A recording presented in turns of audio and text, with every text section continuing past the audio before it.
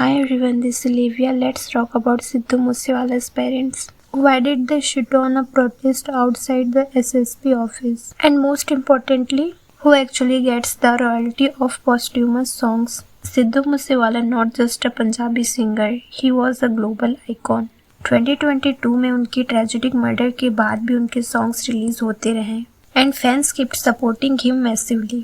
Millions of views, years of streams, उनका music आज भी चार्ट पर ट्रेंड करता है. बट रिसेंटली उनके पेरेंट्स ने सीरियस एलिगेशन लगाए हैं. उनका कहना है कि उनके बेटे के पोस्ट्यूमस सॉन्ग्स के प्रॉपर डिटेल्स नहीं दी गई. इसी वजह से उन्होंने पंजाब के मानसा डिस्ट्रिक्ट के एसएसपी ऑफिस के बाहर धरना दिया. सबसे पहले समझते हैं what actually is royalty. Whenever a song is played on YouTube, Spotify, Apple Music, Instagram Reel, it generate revenue. ये रेवेन्यू आता है एड से, स्ट्रीमिंग सब्सक्राइबर से, ब्रांड यूसेज से एंड लिसनिंग डील से. The share of money that legally belongs to the artist, lyricist, composer or rights holder. That is called royalty. लेकिन important point, royalty direct singer के bank account में नहीं आती. पहले पैसा जाता है म्यूजिक लेबल, डिस्ट्रीब्यूटर, फिर प्रोड्यूसर, देन कॉन्ट्रैक्ट के हिसाब से परसेंटेज डिस्ट्रीब्यूट होता है. Now the big question, if an artist pass away, who receive the royalty? Answer depend on copyright ownership. Case 1, if the artist own the rights. अगर master rights और publish rights artist के नाम पर थे तो उनकी डेथ के बाद ये राइट्स लीगल हायर्स को ट्रांसफ़र हो जाते हैं, मतलब फैमिली को रॉयल्टी मिलनी चाहिए. Case 2, if a music company own the rights. अगर आर्टिस्ट ने कॉन्ट्रैक्ट साइन करके राइट्स कंपनी को दे दिए थे तो रेवेन्यू पहले कंपनी के पास जाएगा.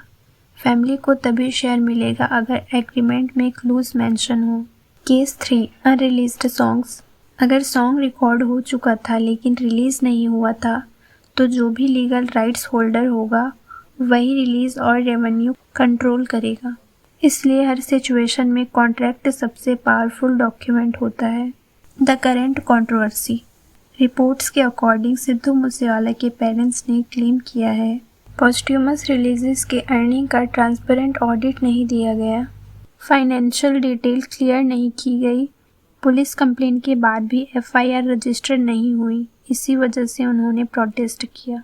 ड्यूरिंग द प्रोटेस्ट उनका छोटा बेटा भी उनके साथ देखा गया. ये विजुअल इंटरनेट पर काफ़ी इमोशनल रिएक्शन ला रहे हैं. फॉर फैंस, सिद्धू मूसेवाला सिर्फ एक सिंगर नहीं थे, वो एक इमोशन थे.